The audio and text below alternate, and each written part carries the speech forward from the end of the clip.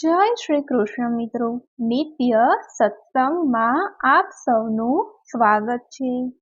આજે આપણે સાંભળીશું હનુમાન ચાલીસાનો ઇતિહાસ।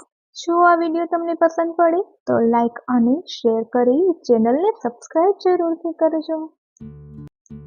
આપણે બધા પવનપુત્ર હનુમાનજીની પૂજા કરીએ છીએ અને આપણે બધા હનુમાન ચાલીસાનો પાઠ પણ કરીએ છીએ, પરંતુ ઘણા વ્યક્તિઓને ખબર નહીં હોય કે હનુમાન ચાલીસાની રચના ક્યાં, ક્યારે અને કેવા સંજોગોમાં અને કોના દ્વારા થઈ। તો આજે આપણે હનુમાન ચાલીસાની રચના કેવી રીતે થઈ એ વિશે જાણીશું। આ વાત ઈસવીસન 1600ની છે। આ સમ્રાટ અકબર અને સંત શ્રી તુલસીદાસજીના સમયની વાત છે। એકવાર સંત તુલસીદાસજી મથુરા જઈ રહ્યા હતા। રાત પડી જવાથી એમણે આગ્રામાં જ રાતવાસો કરવાનું નક્કી કર્યું અને આગ્રામાં જ રોકાઈ ગયા। આગ્રાના લોકોને ખબર પડી કે સંત તુલસીદાસજી આગ્રા પધાર્યા છે। લોકોના ટોળા એમના દર્શનાર્થે ઉમટી પડ્યા। આ વાતની સમ્રાટ અકબરને પણ ખબર પડી તો એમણે બિરબલને બોલાવીને પૂછ્યું કે આ તુલસીદાસજી કોણ છે, જેને મળવા પ્રજા આટલી ગાંડી તૂર થઈ છે। ત્યારે બિરબલે અકબરને કહ્યું કે એ સંત તુલસીદાસજી છે, જેમણે પવિત્ર ગ્રંથ શ્રી રામચરિત્ર માનસનો અનુવાદ કરેલ છે। હું પણ એમને હમણાં જ મળી આવ્યો છું। એમનું એક અલૌકિક પ્રભાવશાળી વ્યક્તિત્વ છે।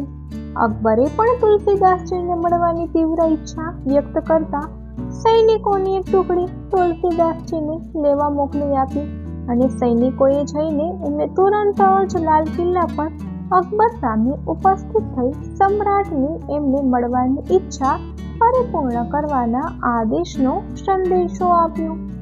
આ સાંભળીને તુલસીદાસજીએ સૈનિકોને કહ્યું કે હું તો પ્રભુ શ્રી રામનો ભક્ત છું। મારે તમારા સમ્રાટ અને લાલ કિલ્લા સાથે શું સંબંધ? હું તમારા સમ્રાટને મળવા આવવા અસમર્થ છું।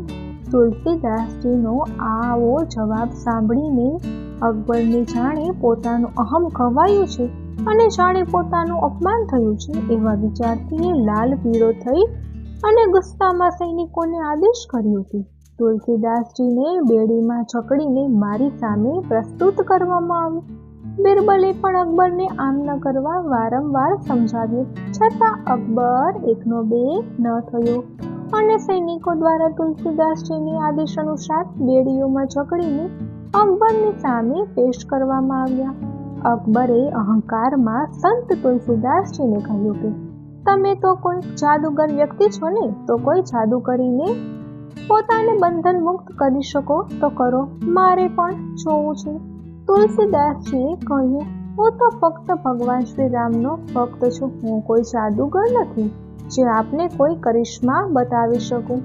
આ સાંભળીને અકબર વધારે ગુસ્સે થયો અને સૈનિકોને આદેશ કર્યો કે તુલસીદાસજીને બેડીઓ સહિત અંધારી કોઠડીમાં પૂરી દેવામાં આવે અને બીજે દિવસે અચાનક સેંકડોની સંખ્યામાં વાંદરાઓએ લાલ કિલ્લા પર ધાબો બોલીને બધું અસ્ત વ્યસ્ત અને તોડફોડ કરવા માંડ્યું। અને આ બધું જોઈને અનુભવીને ગભરાયેલા અકબરે બિરબલને બોલાવીને પૂછ્યું કે આ બધું અચાનક શું થઈ રહ્યું છે?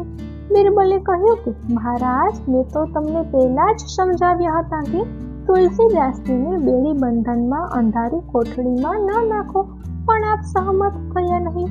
હવે પરિણામ આપની સામે છે। અકબરે તરત જ પોતાની ભૂલનું ભાન થયું અને આદેશ આપીને તુલસીદાસજીને અંધારી કોઠડીમાંથી બહાર કાઢીને બંધન મુક્ત કર્યા અને આ બાજુ બધું શાંત થઈ ગયું।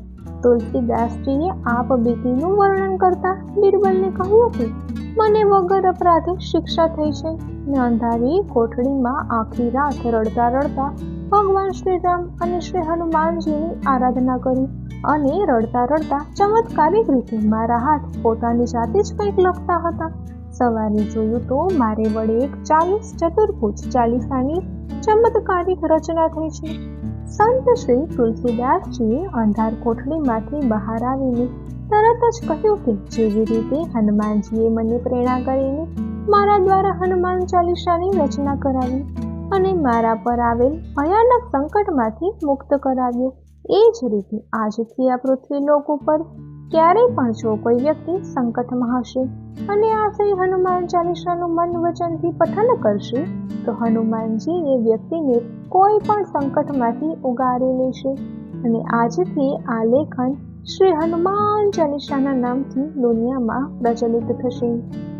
આ બાજુ સમ્રાટ અકબરને આ અલૌકિક ચમત્કારનો અનુભવ કરીને પોતાની કરતૂત પર ખૂબ જ શર્મિંદગી મહેસૂસ થઈ.